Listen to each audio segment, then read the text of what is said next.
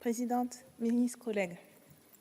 En juillet dernier, les hauts responsables pour la région Europe au sein de l'Organisation mondiale de la santé lançaient une alerte sur l'impact durable et profond de la pandémie de Covid-19 sur la santé mentale.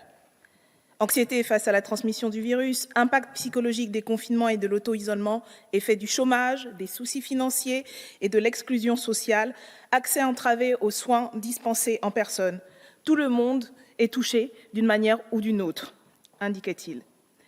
Ces experts et expertes notaient toutefois que la pandémie, dévastatrice à bien des égards, donne au pays une occasion de repenser et de reformer leurs services de santé mentale. C'est une occasion qu'aucun pays ne peut se permettre de manquer si nous voulons reconstruire en améliorant et en consolidant. Ce n'est malheureusement pas le chemin qu'a choisi d'emprunter ce gouvernement. Entre les mensonges à répétition, les injonctions contradictoires, les restrictions excessives des droits et des libertés, les menaces de déni de soins et la stigmatisation d'une partie de la population, la politique plus autoritaire que sanitaire menée depuis 2 ans de ce gouvernement a plus aggravé qu'amélioré l'état psychique de la population déjà fortement dégradée. Cet état se note, comme l'ont très bien rappelé les collègues précédemment, par une augmentation des troubles dépressifs, anxieux et de l'humeur, du stress post-traumatique, le développement de pathologies psychosomatiques de type Covid long, des problèmes d'apprentissage et de développement, particulièrement marqués chez les très jeunes, l'explosion de comportements suicidaires. Toutes les classes d'âge sont touchées par l'explosion de ces troubles. Mais la dégradation de la santé psychique qui s'est accélérée s'est développée sur le terrain de 50 ans de destruction, de prise en charge des troubles de ce type dans notre pays.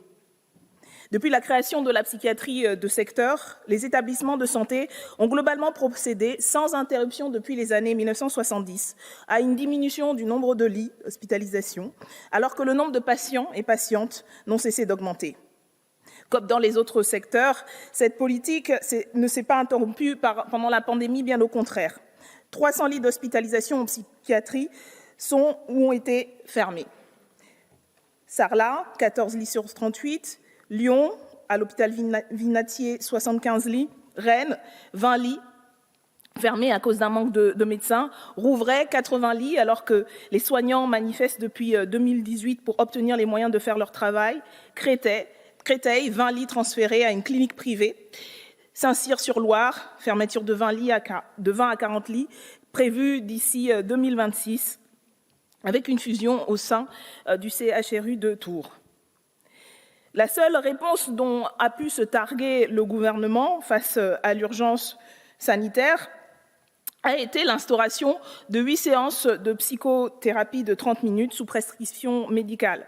Dispositif qui, soit dit en passant, a été proposé par un amendement gouvernemental de dernière minute et qui est jugé notoirement insuffisant par les psychologues et professionnels du secteur. On ne traite pas des troubles dépressifs, de l'anxiété ou du stress post-traumatique en un temps aussi court et avec un niveau de rémunération tel qui témoigne bien plus d'un manque de considération envers le travail effectué par les professionnels comme de la gravité des troubles des patients que d'une véritable prise en compte de la situation.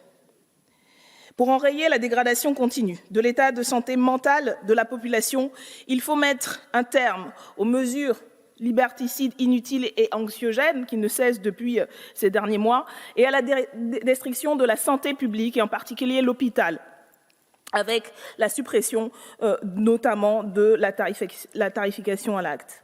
Il faut investir massivement dans les structures de santé mentale de proximité et revaloriser les salaires et les statuts de l'ensemble de ces professionnels de santé, mais aussi du médico-social qui participe activement à la santé mentale et qui était encore mobilisé cette semaine pour protester contre leur exclusion pure et simple des maigres concessions accordées lors du Ségur de santé et du peu de véritable prise en compte lors des assises de la santé mentale.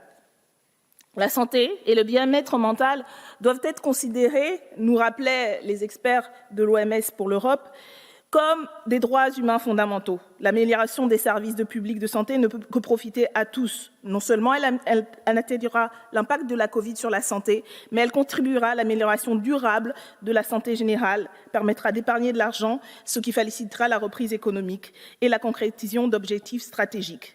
C'est ce à quoi nous nous attellerons dès avril-juin 2022.